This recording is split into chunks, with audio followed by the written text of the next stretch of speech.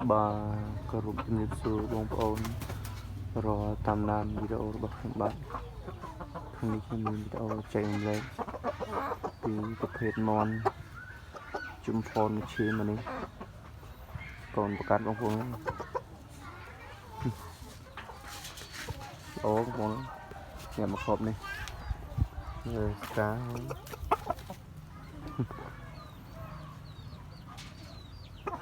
ទីចំប្រភេទមកគ្របនេះ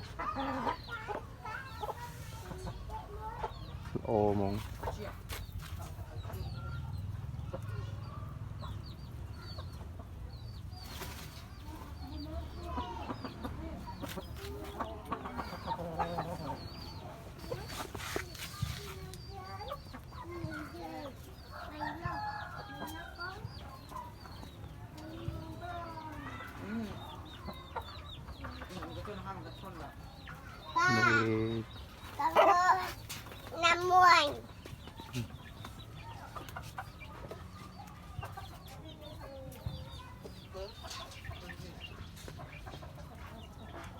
មេជុំផនបាជុំផនមកឈាម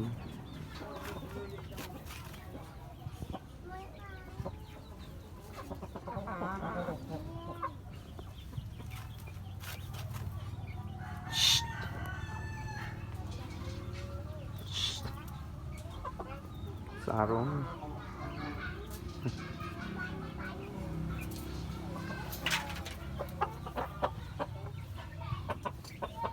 អ្នកមកគ្របនេះល្អហ្មង